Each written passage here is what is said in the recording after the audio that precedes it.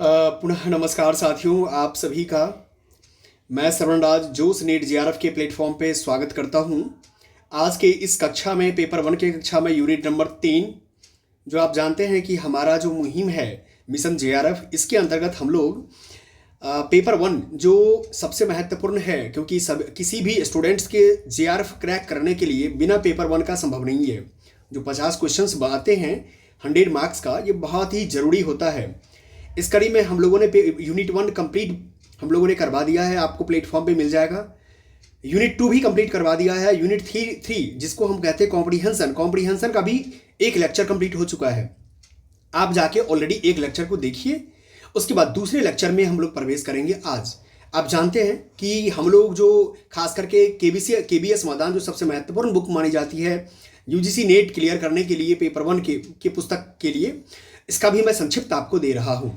ठीक है, तो चलते हैं हम अपने क्लास के सिलसिला को आगे बढ़ाते हुए। साथ में हमारे यहाँ ऑलरेडी जोश नेट जेआरएफ के प्लेटफॉर्म पे हिंदी साहित्य की हिंदी यानी जो कोड जिसका 20 है, हिंदी का संपूर्ण पाठ्यक्रम आपको पढ़ाया जा रहा है। ठीक है, सभी टीम के सदस्य मिले हुए हैं, लगे हुए हैं आपको एक सफल यूजीसी नेट क्रैक करवाने के लिए, जेआरएफ क्रैक करवाने के लिए। आप जाकर के प्लेलिस्ट में वो भी तमाम वीडियो को देख सकते हैं अगर आपका विषय हिंदी है तो। साथ में हिस्ट्री, ज्योग्राफी, पॉलिटी, इकोनॉमी के भी विषय बहुत जल्द ऐड हो जाएंगे। ऐड होने के बाद आप उसको भी यूज करेंगे। तब तक में आप चैनल को सब्सक्राइब कर लीजिए। साथ में सब्सक्राइब करने के बाद आप पेपर वन की तैयारी मेरे साथ कर सकते हैं।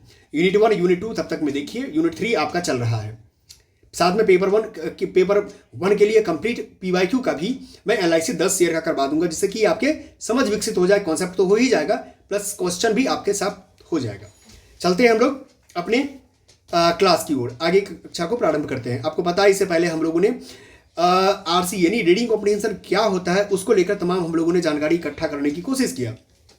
आज उसी जानकारी इकट्ठा होने के बाद आगे बढ़ाते हुए हम लोग ये जानने की कोशिश करेंगे कि किसी भी क्वेश्चंस में जो मुख्य बिंदु होता है, जिसको की पॉइंट्स कहते हैं, उस की पॉइंट्स को उल्लेख करने की कोशिश करते हैं कि क्या हमारे लिए जरूरत की चीज़ें हैं और किसी भी प्रश्न को समझने के लिए किन किन मुख्य बिंदु को समझना जरूरी होता है। चलिए मैं वीडियो को हटा देता हूं, जिससे कि आपका कंसंट्रेशन बना रहे और हम लोग लेक्चर की ओर आगे बढ़ेंगे। चलिए, अब हम लोग जब क्लास में बात करते हैं कि अध्ययन बोध में, जो अध्ययन बोध का मतलब ये होता है रीडिंग कॉम्प्रिहेंशन। क्या होता है? Reading comprehension. ठीक है, तो रीडिंग कॉम्प्रिहेंशन में हम लोगों ने देखा था, क्या देखा था?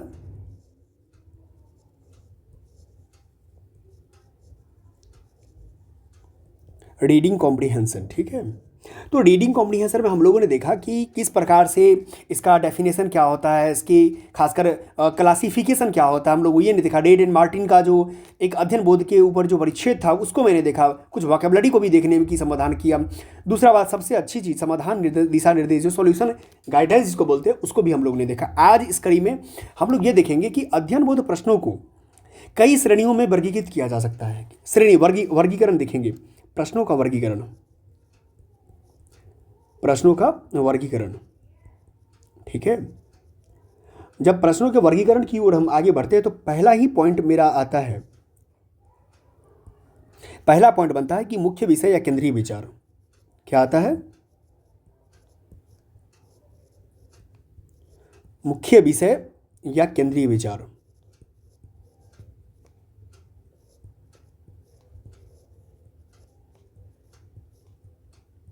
ठीक है, मुख्य विषय या केंद्रीय विचार। अब मुख्य विषय या केंद्रीय विचार क्या होता है, इसको लेकर के एक बार आप समझिए। जब मुख्य विषय केंद्रीय विचार को देखते हैं तो इसमें बात आता है कि इस जितने भी प्रकार के प्रश्न होते हैं, पूरे गद्यांश की मैं बात कर रहा हूं, यह खासकर आपके बोध पर आधारित होता है। किस पर आधारित होता है? बोध पर आधारित होता है।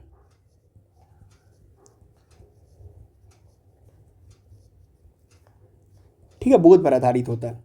खासकर लेखक के उद्देश्य को प्रतिबिंबित करता है। क्या करता है? लेखक के उद्देश्य को प्रतिबिंबित करता है।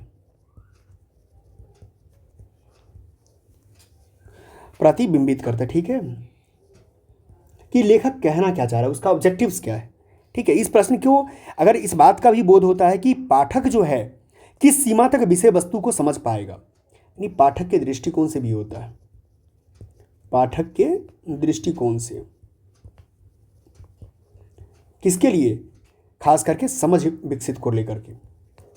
समझ, किसकी समझ? विषय वस्तु को, विषय वस्तु का। ठीक है, अब बात आता है कि इसके समाधान की बात कैसे करेंगे सर, क्योंकि मेन तो प्रश्न ये है ना कि कोई भी प्रश्न आता है तो उसका समाधान दृष्टिकोण क्या होना चाहिए।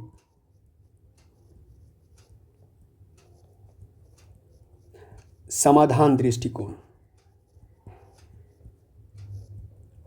ठीक है। जब समाधान दृष्टिकोण की बात करते हैं तो सामान्यतः खास करके इस प्रकार के जो प्रश्न होते हैं उसका उत्तर जो होता है अध्ययन बोध के परिचयात्मक या समापन गद्यांश में मिलता है। इसका अगर बात करेंगे, इसका उत्तर कहाँ मिलेगा आपको? इसका आंसर कहाँ मिलेगा? इसका मिलता है आपको, इसका मिलेगा खास तौर पे कहाँ? किसी भी रीडिंग कॉम्प्रीहेंशन की जो समापन जो होता है, जो परिचय वाला पाठ होता है, परिचयात्मक या समापन, समापन गद्यांश में होता है। ठीक है, परिचयात्मक या समापन गद्यांश में होता है। ये तो आपका आंसर की बात करेंगे हम। जैसे मान लिया जाए, सपोज हम कुछ उदाहरण के साथ तो हम आपको बताएंगे ही, अभी तो हम एक कॉन्सेप्ट के टॉक की पर बात कर लेते हैं। जैसे मान लो कि कोई विकल्प में कथनों में खासकर गद्यांश सर्वश्रेष्ठ के रूप में प्रतिबिंबित करता है, तो इस तरह के जो चीज़ें होती है, जैसे कुछ प्रश्न आपके एग्जाम्पल के तौर में लिख देता हूँ, जो आपको एग्जाम्पल समझना क्या होगा, आपको लिए ज़रूरी हो जाएगा।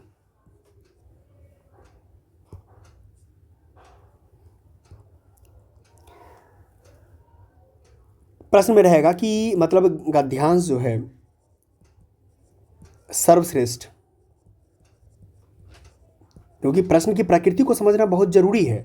सर्वश्रेष्ठ रूप में प्रतिबिंबित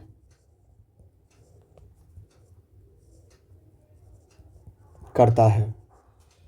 ठीक है, इस तरह की भी प्रश्न रह सकता है। एग्जाम्पल में अभी इसको इस तरीके से भी कह सकते हैं, नंबर 2 में एग्जाम्पल में, कि निम्नलिखित में से कौन सा वाक्य मुख्य विचार को प्रतिबिंबित करता है या दर्शाता है। कौन सा वाक्य जो है, वाक्य जो है मुख्य विचार, क्या है? मुख्य विचार को प्रतिबिंबित करता है, प्रतिबिंबित करता है। ठीक है, या दर्शाता है, आप इसको ये भी कह सकते हैं दर्शाता है। ठीक है, तो 2 प्रश्न आपने देखा इसके लिए। अब आता था इसके लिए अगर एकल शब्दों की बात करें या वाक्यों का संज्ञान लेना आवश्यक ही अगर है, क्योंकि सबसे बड़ी बात होती है कि अध्यांश के भीतर विचारों के बीच जो है संबंधों में समझने में सहायक होता है। पहला बात कीजिए, पहला बात करते हैं, ये कलर आपके लिए इस पर इस स्लाइड पर विजिबल नहीं होगा। ठीक है, तो मैं आपको इसी में लिख देता हूं। पहला पॉइंट बनता है कारण और प्रभाव के क्या है? शब्द। कारण और प्रभाव के शब्द की बात करेंगे तो इसमें सबसे बड़ा चीज आता है, जो समझिए, एक आता है परिणाम स्वरूप। क्या आता है? परिणाम स्वरूप। इसलिए अब दूसरी बात आती है इसी के अंतर्गत, जब आप देखेंगे समयबद्ध की बात आती है।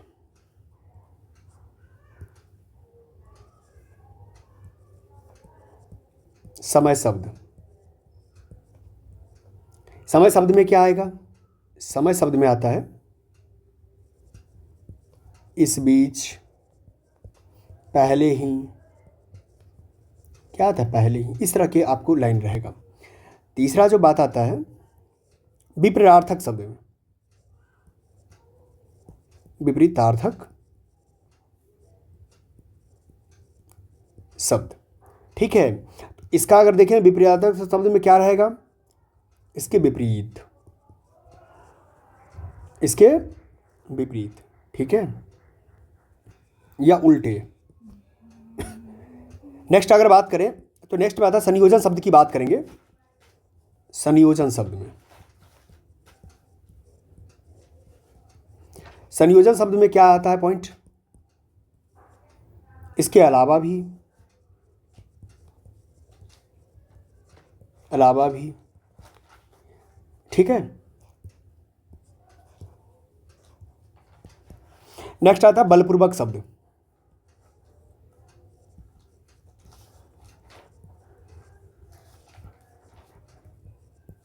बलपूर्वक शब्द, अगर बलपूर्वक शब्द में क्या आएगा? अधिक महत्वपूर्ण है, याद रहे।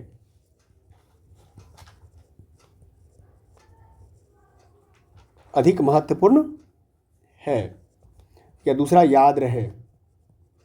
इस तरह अगर गद्यांश में अगर बातें कहीं लिखी हुई है तो आपको क्या करना है कि समाधान या मुख्य विचार के बिंदु हो सकते हैं। क्या हो सकते हैं? मुख्य विचार के बिंदु आपको नजर आ सकता है। ठीक है, आप लोगों ने देख लिया। अब बात है लेखक की राय या मनोवृत्ति को लेकर है। दूसरा जो सबसे महत्वपूर्ण बात है, क्या बात आएगा? जो इसी के अंतर्गत मैं देख रहा हूं, जो खास करके क्लास रीडिंग कॉम्प्रिहेंशन का जो मेन क्वेश्चन कैटेगरी होता है, उसी क्वेश्चन कैटेगरी में दूसरी बात जो आती है उठ करके एक बात आती है लेखक की राय।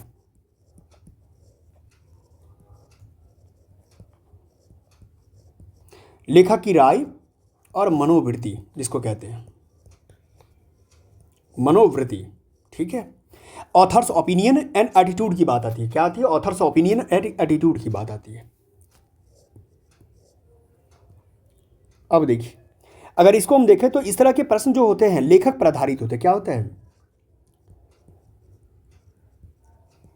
लेखक पर आधारित होता है, आधारित होता है। इनका स्पष्ट रूप से उल्लेख नहीं होता है। फिर मैं बता रहा हूं, उत्तर की बात करेंगे ना, उत्तर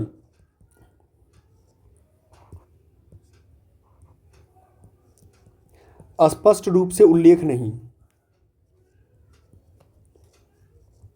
उल्लेख नहीं। क्या चीज उल्लेख नहीं? आंसर। ठीक है, इनका जो अर्थ होता है मुख्य वाक्यों से निकालना पड़ता है। इनका जो खासकर अर्थ होता है मुख्य वाक्यों से निकालना पड़ेगा, से निकालना पड़ता है,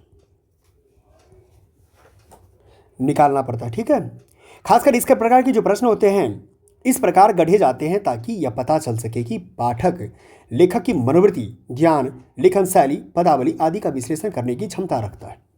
बात समझ में आ गया होगा कि लेखक के एटीट्यूड के बारे में जानकारी लेने के लिए यह किया जाता है। नहीं, लेखक पर आधारित होता है तो लेखक पर आधारित तो हर चीज़ें मैंने बता ही दिया।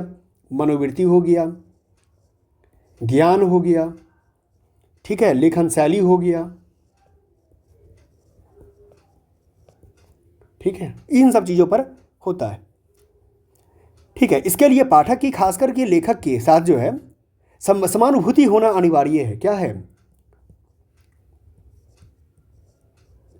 पाठक का लेखक के साथ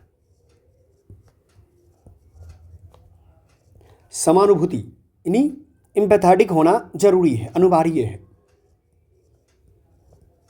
समानुभूति होना क्या है? अनिवार्य है।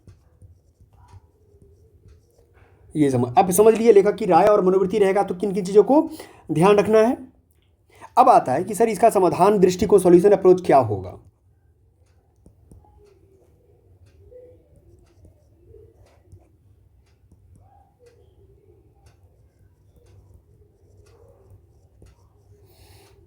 समाधान दृष्टिकोण, मैं पुनः कह रहा हूँ, आप जब क्लास कर रहे हैं तो अगर आपको क्लियर नहीं दिखाई पड़े तो आप अपने क्या कीजिए, अपने सेटिंग में जाकर के यूट्यूब सेटिंग में आप क्या कर सकते हैं, अपनी विजिबिलिटी क्वालिटी को आप ज़्यादा बढ़ा सकते हैं।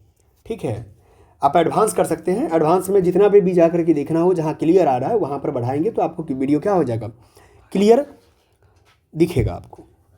अब क्या बात आता है कि नेट परीक्षा में खासकर उम्मीदवार को लेखन शैली और वाक्यों पर ध्यान केंद्रित करना चाहिए। किस पर करना चाहिए?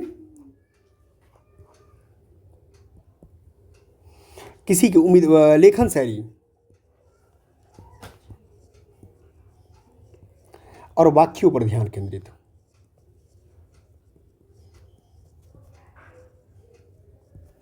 ध्यान केंद्रित करना चाहिए। ठीक है, ध्यान केंद्रित करना चाहिए। जो गद्यांश के लेखक के लहजे को जानने के लिए क्या हो, आवश्यक हो।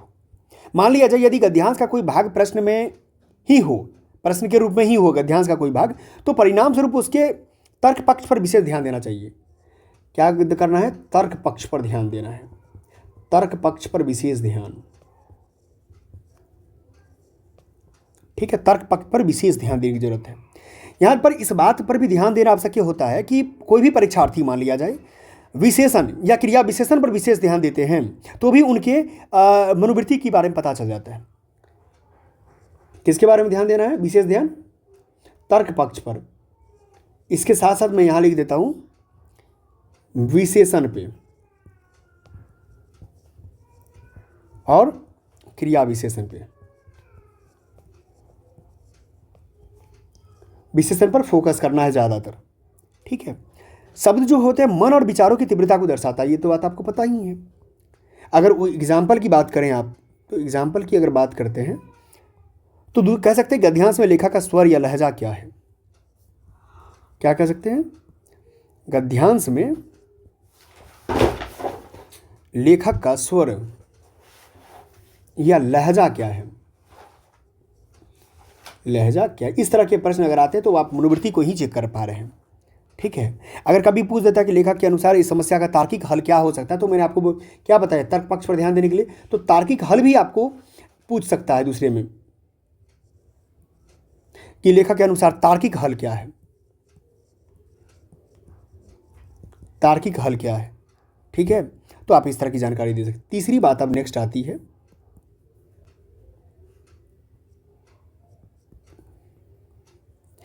अस्पष्ट और प्रत्यक्ष जानकारी। क्या होता है? अस्पष्ट या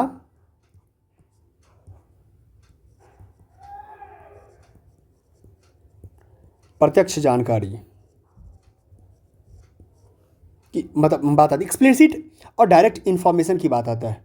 ठीक है, कोई भी चीज़ एक्सप्लिसिट इन्फॉर्मेशन रहता है, तो अब हम कैसे समझेंगे इस चीज़ को। अब इसमें कह सकते हैं किसी के नाम, ठीक है, नाम, दिनांक, आंकड़े, तथ्य या राय के आधार पर सीधे प्रश्न किए जाते हैं। जैसे प्रश्न इसमें रहे, अगर मान लो किसी का नाम हो, दिनांक हो, आंकड़ा अगर हो, ठीक है, या राय हो, अगर इसके आधारित प्रश्न आते हैं तो सीधे प्रश्न आते हैं, तो अब आप कह सकते हैं इसके स्पष्ट राय या प्रत्यक्ष जानकारी मांग रहा है। खासकर इनको पढ़ने के पठन के दौरान ही बिना कठिनाई के नोटिस किया जाए, मतलब आप पढ़ने के दौरान ही आपको पता चल जाए कि ये स्पष्ट बात लिखी हुई है। अगर समाधान की बात करेंगे तो खासकर उत्तर विकल्प को इसका समाधान पक्ष की बात अगर करें आप,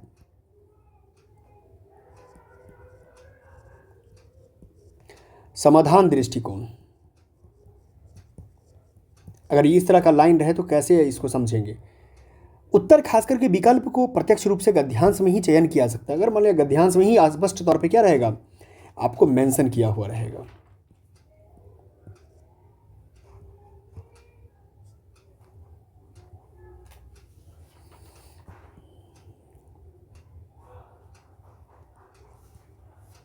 गद्यांश में क्या रहेगा, प्रत्यक्ष तौर पे रहेगा, पहले बात की जानकारी रहेगा।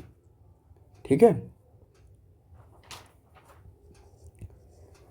दूसरी बात आती है कि कुछ विशिष्ट जो होता है विस्तृत प्रश्न नकारात्मक भी हो सकते हैं, जैसे कि नहीं, के अतिरिक्त, कम से कम। इस पर भी आप ध्यान दे सकते हैं। अगर मान लिया जाए सीधा सही उत्तर सीधा ना प्राप्त हो तो गलत विकल्पों की पहचान करके एक एक करके उसको क्या कर सकते हैं, हटा सकते हैं। जैसे एग्जाम्पल में गलत जानकारी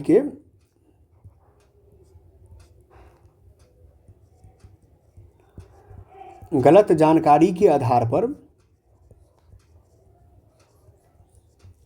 पर सही आंसर तक, सही उत्तर तक क्या है, पहुंचना।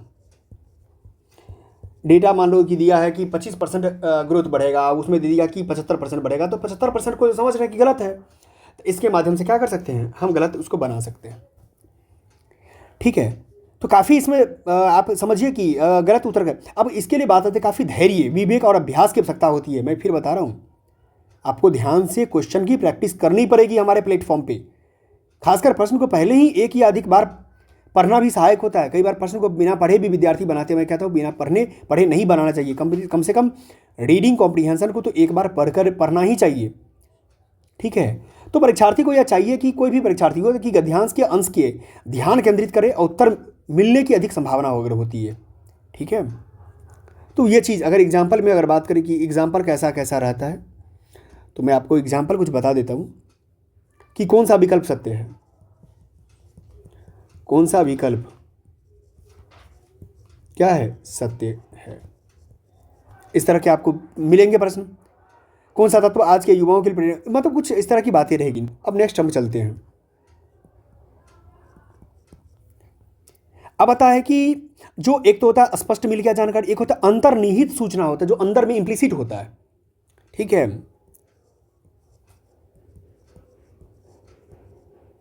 अंतर्निहित सूचना। ठीक है, इंप्लिसिट इंफॉर्मेशन की बात आ रही है।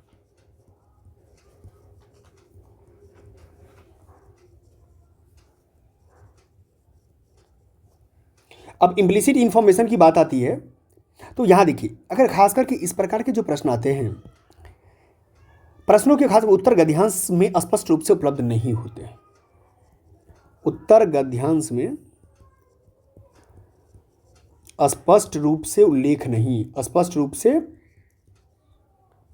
उपलब्ध नहीं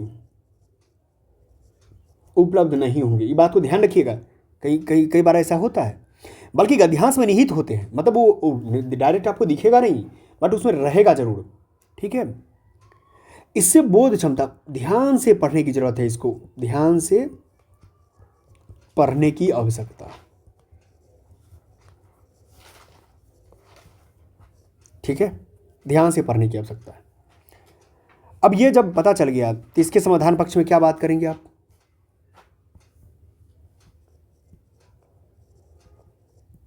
समाधान अगर पक्ष की बात करें, पहले खास करके समाधान पक्ष में अगर आते हैं तो आता है कि पढ़ते समय परीक्षार्थी को लेखक द्वारा प्रस्तुत तर्क या तर्कों को समझने की कोशिश करनी चाहिए। लेखक द्वारा जो प्रस्तुत तर्क है, लेखक द्वारा प्रस्तुत तर्कों को समझने की आवश्यकता, समझने की जरूरत। ठीक है, बहुत ज़रूरत है। ठीक है, इस तरह से बात कर सकते हैं। अगर कुछ उदाहरण के तौर पे बात करें तो मैं आपको उदाहरण बता दूंगा। उदाहरण क्या है कि इसमें कौन सा विकल्प या तर्क यहां पर सबसे उपयुक्त है, कौन सा विकल्प जो है क्या है या तर्क सबसे उपयुक्त है।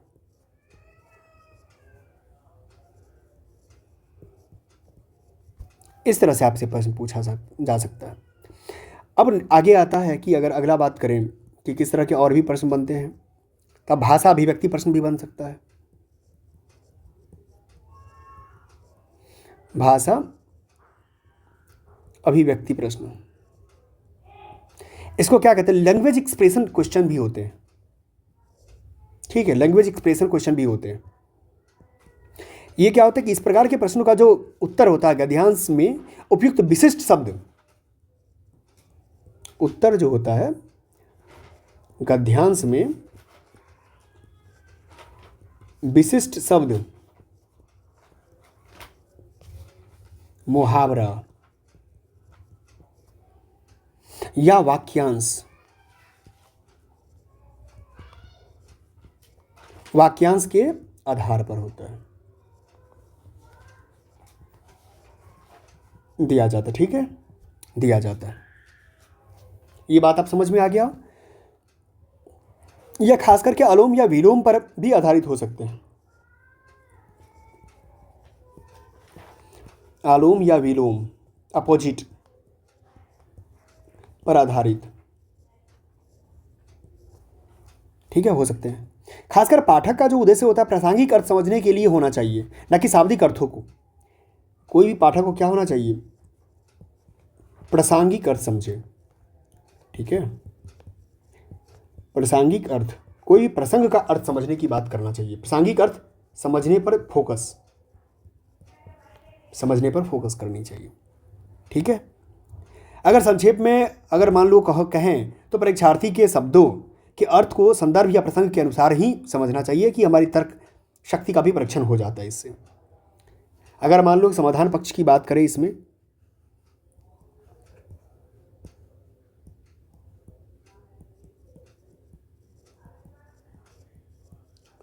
समाधान पक्ष की बात करें तो इस प्रकार के प्रश्न का उत्तर जो था गद्यांश के उस भाग को जहां से वाक्यांश का उठाया गया है दूसरी बार पूरी तरह से पढ़ने के लिए दिया जा सकता है।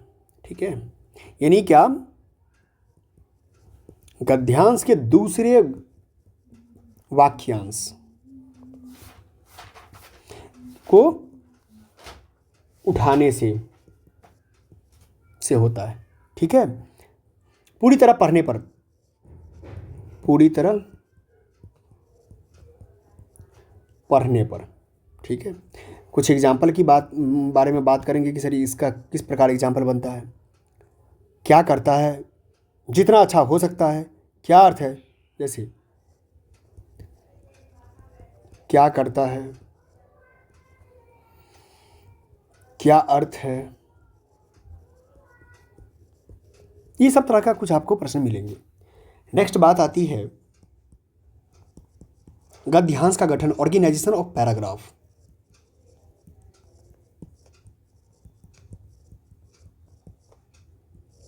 ठीक है, गद्यांश का गठन के बारे में बात होता है।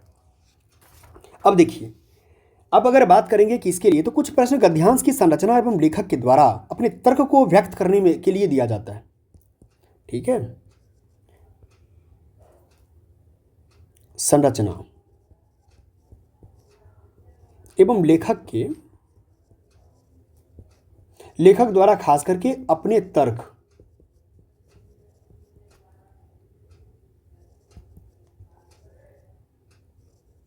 को व्यक्त करने में दिया जाता है। साहित्यिक तकनीक के प्रयोग पर आधारित होता है। ठीक है,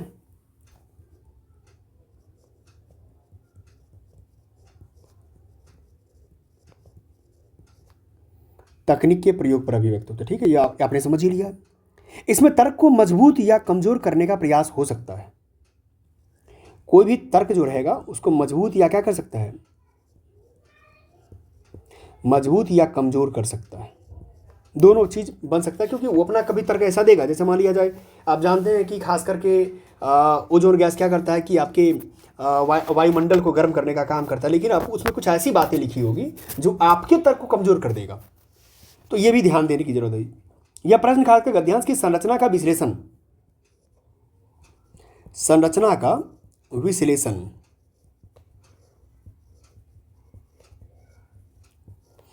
विश्लेषण, तर्क, मान्यताओं,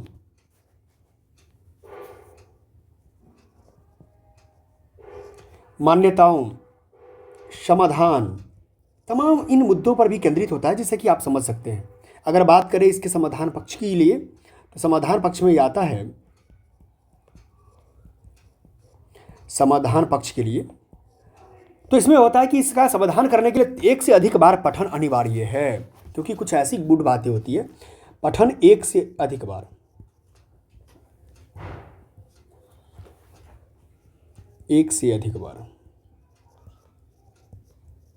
पढ़ना जरूरी हो जाता है। ठीक है, तो इस तरह की बातें आपके सामने हो सकता है। नेक्स्ट आता है जो अनुरूप तर्क, एनालोगस आर्गुमेंट होता है। अनुरूप तर्क का मतलब होता है एनालोगस आर्गुमेंट। ठीक है, तो एनालोगस आर्गुमेंट में क्या होता है, खासतौर पे समझिए इस चीज को,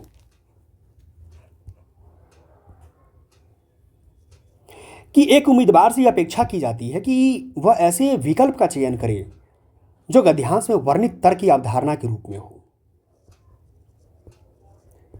गद्यांश में वर्णित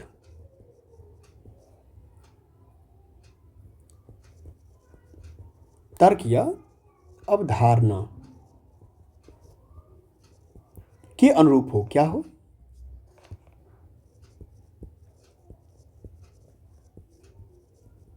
अनुरूप हो।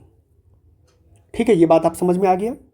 अब इस प्रकार के प्रश्न भी हमारी समझ और विश्लेषण या समझने की क्षमता को क्या होता है, परखने में मदद करता है। कोई भी दो या दो से अधिक अगर उदाहरण जो कि तर्क पर आधारित है, तो उनके संबंध को पहचानना इस प्रकार के वाक्यों का क्या होता है, उद्देश्य होता है। दो से अधिक तर्क को पहचानने में मदद, तर्कों को पहचानने में मदद करता है। ठीक है, ये बात आप समझ में आ गया। अब देखिए, अब समाधान, इसमें क्या बात करेंगे समाधान पक्ष में अगर बात किया जाएगा तो आपके इसका समाधान पक्ष क्या कहता है? कहता है कि इस प्रकार के प्रश्नों को उत्तर देने से पहले खास करके वाक्यों या उदाहरणों के मूल तर्क को संज्ञान में लेना, वाक्यों या उदाहरणों को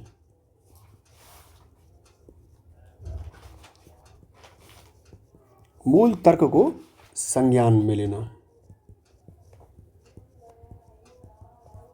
ठीक है, संज्ञान में लेना, और फिर विकल्प की तुलना तर्क के साथ करके उनका अलग करना है। दूसरा करना क्या है? विकल्पों की तुलना करना है, तर्क के साथ करना है, तर्क के साथ करके अलग करना है, अलग करना है। बात समझ में आ गया? ठीक है, अगर कुछ एग्जाम्पल के बारे में आप कहेंगे तो एग्जाम्पल मैं आपको लिख देता हूँ। जैसे एक कह सकते हैं कि मनुष्य गलतियों का पुतला है, या कथन निम्नलिखित में से किस स्थिति के लिए उपयुक्त होगा। आप इस तरह से बात आप कह सकते हैं। ठीक है, या मान लिया जाए कि निम्नलिखित में से कौन सा चित्रण या उदाहरण दूसरे गद्यांश में उल्लेखित उदाहरण का प्रतिनिधित्व करता है। कुछ इस तरह के बारे में बात कर सकते हैं। मतलब कहने का मतलब तुलनात्मक प्रश्न आएगा, तुलनात्मक प्रश्न आएगा। ठीक है, तो आपने क्या देखा कि कुल मिलाकर के जितने प्रकार के प्रश्न बनते हैं, इस प्रश्नों को लेकर के मैंने आपके साथ क्या किया, इस प्रश्न को लेकर के मैंने आपको दिखाने का कोशिश किया कि कितने प्रकार के प्रश्न बन सकते हैं। आपने यहाँ पर देखो कि एक एक चीज़ जो एनालॉगस आर्ग्यूमेंट होता है उसको लेकर के भी मैंने बात आपके सामने कर लिया है कि किस प्रकार से एनालॉगस आर्ग्यूमेंट आपके समक्ष प्रश्न आएगा तो आप समझेंगे। दो से अधिक तर्कों पर अगर आधारित रहता है, गद्यांश की गठन कैसे करना संरचना के बेसिस पे होता है, भाषा अगर अभिव्यक्ति पर प्रश्न बनता है तो कैसे हम समझेंगे, इस पर भी मैंने कई गहनता के साथ बात कर लिया। एक्सप्लिसिट और इम्प्लिसिट इन्फॉर्मेशन के बेसिस पर अगर मान लिया जाए, अगर आपसे आंसर मांगने की कोशिश कर रहा है गद्यांश में, तो हम कैसे करेंगे रीडिंग कॉम्प्रिहेंशन को। कुल मिलाकर के हम लोगों ने देखा कितने बेहतरीन तरीके से क्लासेस को मैंने रिकॉग्नाइज करने की कोशिश की। ठीक है, तो आप यही चीज़ को क्या करना है कि आपका जैसे मान लो अब क्या करेंगे, रीडिंग कॉम्प्रिहेंशन में हम लोग क्वेश्चन पर प्रैक्टिस करेंगे, जो क्वेश्चन के माध्यम से समझने की कोशिश करेंगे कि आखिर ये प्रश्न कैसे बनते हैं, कैसे सॉल्व होते हैं। मैं आपको पढ़ करके और परफेक्ट और एग्जैक्ट आंसर ढूंढ करके बताऊंगा ईजी तरीके से, और आप कहेंगे कि हाँ सर यही तरीका होना चाहिए पढ़ाने का और पढ़ने का भी। पेपर 1 और यूनिट 1 और यूनिट 2 यूनिट 3 तकरीबन खत्म हो चुका है, समाप्त हो चुका है। ठीक है, अब हम लोग क्या करेंगे, यूनिट 4 में प्रवेश करेंगे, यूनिट 4 में प्रवेश करेंगे। ठीक है, तो जब यूनिट 4 में प्रवेश करेंगे, जिसका हम लोग का हेडिंग क्या है, संप्रेषण। संप्रेषण को क्या बोलते हैं, कम्युनिकेशन। क्या बोलते हैं, कम्युनिकेशन। तो आप लोग अपने जोश को बरकरार रखिए। ठीक है, मेरे साथ वैसे भी आप जोश नेट जेआरएफ से जुड़े हुए हैं तो जोश बना के रखिए कि अगला जो यूनिट आने वाला है संप्रेषण कम्युनिकेशन, उसके साथ खुद को तन मन धन से क्या करना है, लगा के रखना है। चलिए, इसी के साथ आप बने रहे मेरे साथ, इसके लिए बहुत बहुत धन्यवाद आपका। आगे हम लोग पुनः अगली कक्षा में मिलेंगे। साथ में जो पीछे का कक्षा आपने नहीं देखा, यूनिट 1 यूनिट 2 संपूर्ण लेक्चर में ले चुका हूँ, आप जाके देखिए, नोट्स बना लीजिए कि आपको एग्जाम के समय दिक्कत ना हो। तो एक बात याद रखना कि शॉर्ट नोट्स बनाना बहुत ज़रूरी है, तभी जाकर के आप टॉपर से सुनते होंगे कि मैं अपने नोट बना रखा था, शॉर्ट नोट्स बना रखा था। इसीलिए मैं कहता हूँ शॉर्ट नोट्स बनाना जरूरी है कि एग्जाम का जब 15 दिन बचे तो आपको घबराने की जरूरत ना हो कि फिर से वीडियो लेक्चर देखिए, अपना नोट्स देखो। इसीलिए एक एक वीडियो को बहुत ही इत्मीनान तरीके से देखना है। अगर क्वालिटी कम आ रही है तो क्वालिटी को बढ़ा लेना है, वहाँ पर जाके सेटिंग में ऑप्शन में जा करके। ठीक है, मजे से कि हर एक वीडियो, हिंदी साहित्य भी आपका वेट कर रहा है, सारे PYQ से सिलेक्शन तक, क्वेश्चन से कॉन्सेप्ट तक जाकर के देखिए। एक एक चीज़ यूनिट वाइज उसमें भी 1 से 10 तक की पूरी टीम करवा रही है, मैं भी पेपर 1 करवा रहा हूँ। जाइए, एंजॉय कीजिए। धन्यवाद, थैंक यू।